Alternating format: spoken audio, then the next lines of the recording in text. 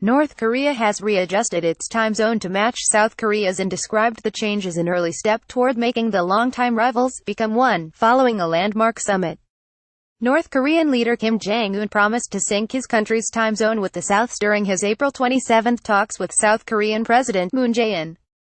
A dispatch from the North Korean Central News Agency says that promise was fulfilled Saturday by a decree of the nation's Presidium of the Supreme People's Assembly. The Koreas used the same time zone for decades before the North in 2015 created its own Pyongyang time by setting its clocks 30 minutes behind South Korea in Japan.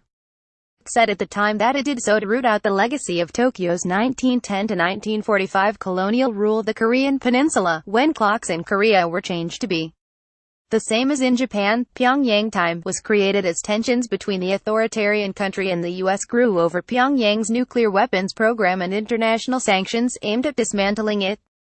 But in recent months, relations between the Koreas have warmed dramatically, with Kim and Moon pledging at their summit to rid their peninsula of nuclear weapons. KCNA earlier said Kim proposed returning North Korea to the South's time zone because it was a painful wrench to see two clocks indicating Pyongyang and Seoul times hanging on a wall of the summit venue. The news agency said resynchronizing North and South Korean time was the first practical step since the summit to speed up the process for the North and the South to become one and turn their different and separated things into the same and single ones. According to South Korea, Kim has said he'd be willing to give up his nukes if the United States commits to a formal end to the war and pledges not to attack the North.